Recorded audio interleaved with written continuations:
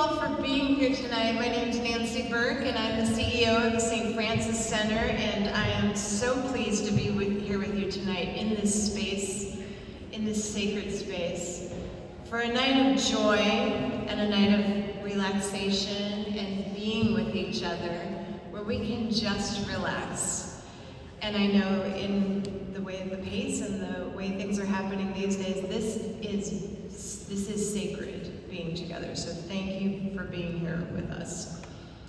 This is the St. Francis Center's 42nd birthday or anniversary, and I've been privileged to be here for 2.5 years now. So I'm just thrilled to see us in this space and together again, and I'm humbled by all the faces that I see here today and all the work that I see that we do together. I see partners and colleagues and donors and volunteers, and it is truly humbling to be here with you tonight. Thank you for giving your time and your resources to us.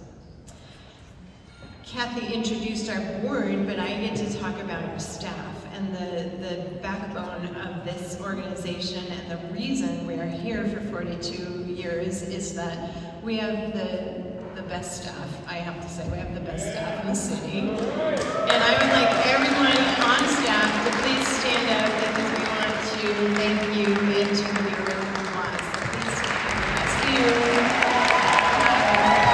Point you out.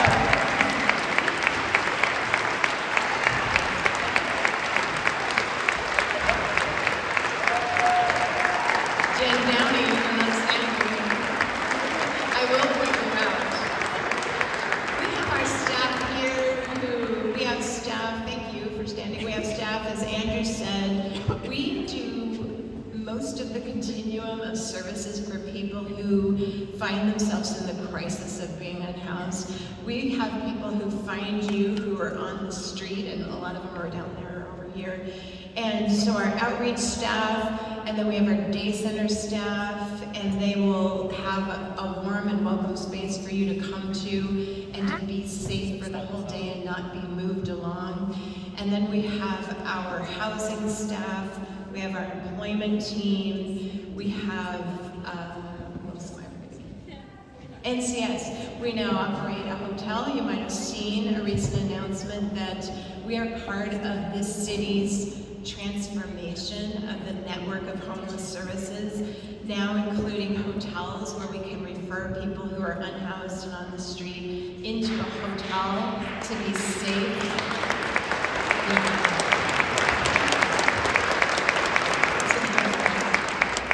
This is a transformation. It's a whole turn of a system. Starting in the 80s, I grew up in Denver, and I remember my mom worked at the old St. Luke's Hospital that was on Park Avenue, and we would drive down Park Avenue and we would see the rescue mission, and we would see that sort of warehouse setting for people, and people would come into a congregate shelter, and that can be a resource and is a tremendous asset for people. But some people need a different setting. Some people need a door that they can lock to feel safe at night. And some people need to go directly to housing so that they can figure out what their next right steps are. And Denver is in the midst of transformation of its system, and St. Francis Center is leaning in. We are opening a larger hotel. We're moving from a 136-unit hotel to a 182-unit hotel, and the staff are what make me confident that we can do it. And so I just want to say thank you to our staff.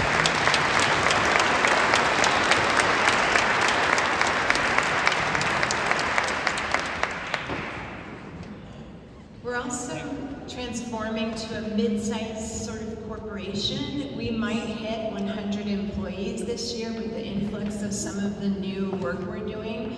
That brings us to a mindset of approaching things more systemically, doing things a little bit differently, and I'm excited to say that we're recognizing the staff as the backbone of that resource. But I also want to say we have new staff coming on new programs, but we have longevity and we have commitment of staff that's like no other agency I've seen in my career. And I want to just call out a person who doesn't know I'm going to do this, but Graydon Charles. Yeah!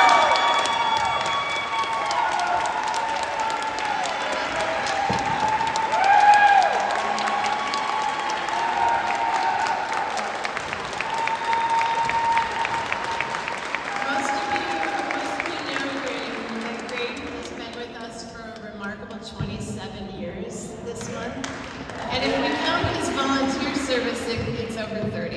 Yeah. And that kind of commitment to an agency is just mind-blowing. So Graydon, thank you for being here. Thank you for your commitment. Thank you for the way you care for people. I share an office space with Graydon, and I see him every day just giving all to people, and I respect that, and I respect you, and thank you for what you do for us. And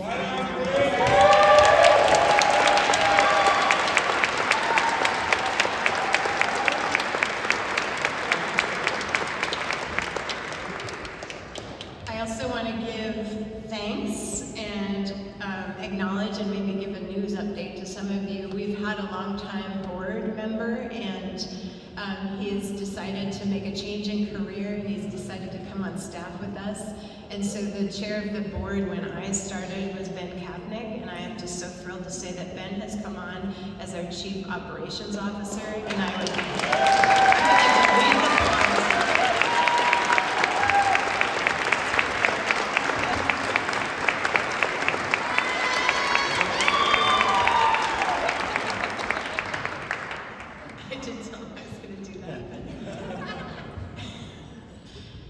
So, my job right now is to set the stage for what we're going to do next. We're going to have a panel interview, and if you didn't have a chance when you came in to walk along this path, we have people who've come to be with us tonight, who've volunteered to give their stories and to interview with me. And to set the stage for that, I'm just going to do a minute and just going to talk about something that might feel unrelated, but is not. And I have a confession to make. I've returned to Denver after being away for 35 years, and I have to say, I'm not a football fan. I'm sorry. I was raised properly. My mother would watch every single Broncos game. She would not have just the TV announcer, who was usually Howard Cosell, who she had a lot of qualms with. She would turn on the radio and have a different announcer. So we'd have two announcers announcing the games. I learned the game, I understand the game, but I just cannot. However, what I can do is appreciate strategy, and I can appreciate what happens in a football game. And I am a fan of Brene Brown, who has a brand new book out talking about systems and about being grounded and about understanding where we come from. And Brene Brown talks about football and the strategy of a quarterback. And she talks about what it's like to operate in the pocket. So when you are a quarterback and you are in the pocket, you have this line of defensemen who are around you, and you have this block of all of the horrible things that are coming at you. And she calculates it to be about 1,200 pounds of horrible coming at you when you're the quarterback. And you get this like moment of break where you have this resource, and you have about 3 seconds. You have 3 seconds with 1,200 pounds coming at you, and you have to figure out what to do with the ball. And what happens with the ball and what happens with the quarterback does not happen here or here. It happens with their feet. The quarterback has to trust what's happening out on the field with a limited amount of knowledge, and they have to do some footwork to figure out where they're going to send the ball. And Brene Brown talks about Dan Marino, who I do know, who's with the Dolphins. I know some of the history. Although I have to tell you, I don't know where the teams are now. Like, cities have new teams, or some teams have moved. So I've been studying, I've been trying to get back into it, because Denver's a really big football town. I'm trying. I do watch dog mushing, so if anybody wants to know about any of the mushers lining up in February, I will tell you all about like what the teams are, and Lance Mackey and all the teams. But football, I have to study up a little bit on. And so Dan Marino says, if you show me a film of my footwork, I'll tell you how I played. And that is such a significant thing for what we are talking about tonight, because what we're talking about tonight is the footwork it takes, the literal footwork, walking the path alongside someone who's going from a crisis of being without a house to a house and to the journey home. And so if you take a picture of our footwork, you can tell our success. And the tools that we use are a little different. We are not going to throw a football in this game. Frankly, that's a lot easier. I wish we were throwing a football. It would be a lot easier to do. What we're doing is figuring out the complexity of systems and the complexity of what's happening for each person in front of us. And the tools we're going to use here, instead of like a really great arm or a football, are compassion and empathy. And right now, there is some power that's being exerted across, apply this to whatever world works for you, but there is power that's being exerted that uses the lack of empathy and the occasional act of cruelty to reinforce that power. And what Brene Brown says is that the antidote to that is compassion. And compassion has two parts, a head part and a heart part.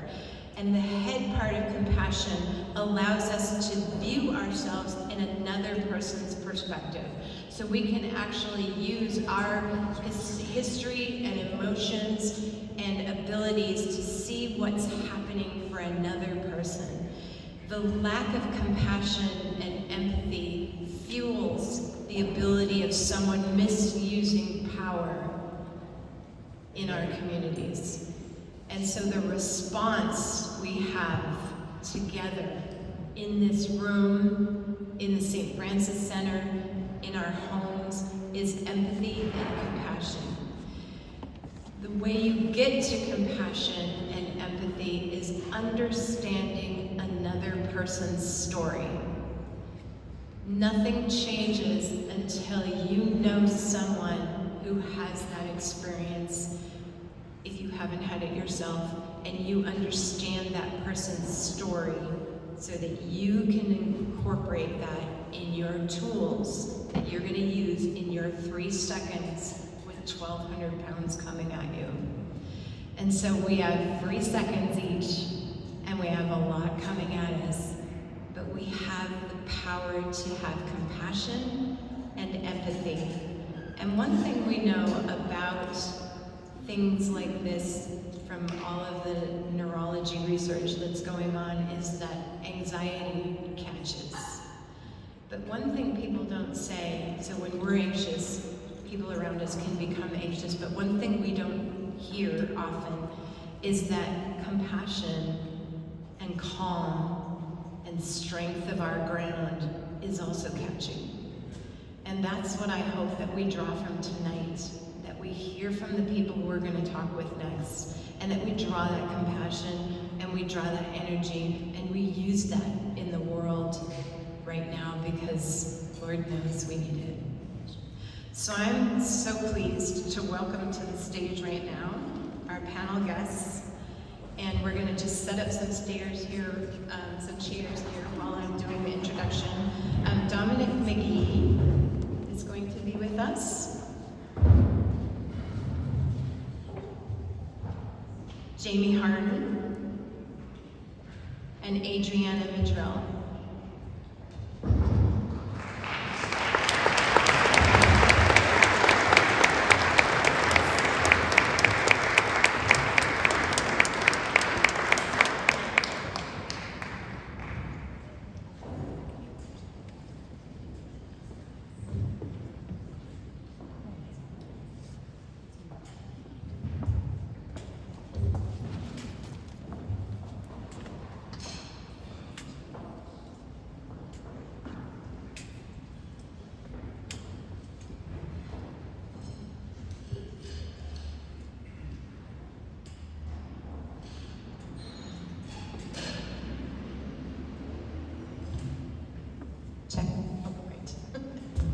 here we're sitting down.